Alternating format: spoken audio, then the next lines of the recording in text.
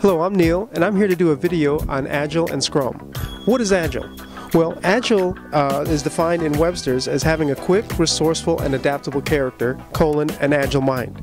So when we're talking about Agile, we're actually talking about an Agile mindset. Now this mindset is described by 4 values and defined by 12 principles in the Agile Manifesto, which will be described in another video.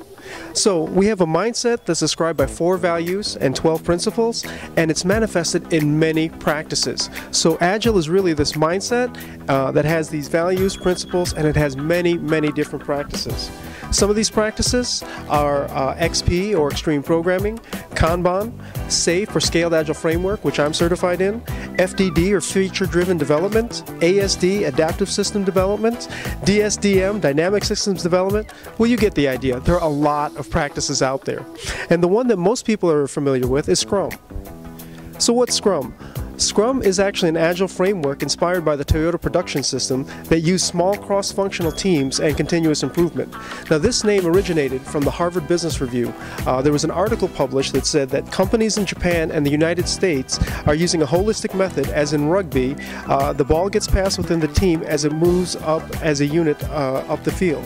Scrum was originally formalized for software development projects, but it works well on any complex, innovative scope of work. The possibilities are endless.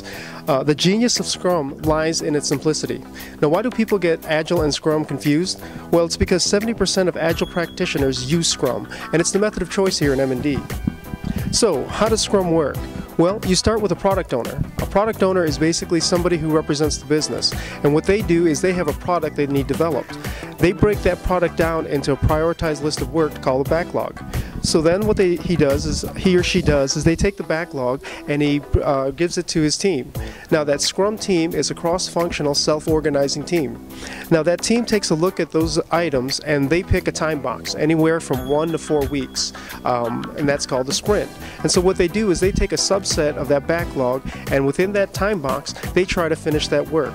So at the end of the sprint, what they do is they have a vertical slice of functionality or a product increment or a minimum viable product. It's something that they can take and they can actually ship out if they needed to. And what they do is they take that program increment, they take that minimum viable product, and they show it with the stakeholders. The stakeholders give feedback, and based upon that feedback, they will go and they will plan another sprint, and they will keep going on until that backlog is complete. Stay tuned for more videos about how you can join the movement of M&D's Agile transformation.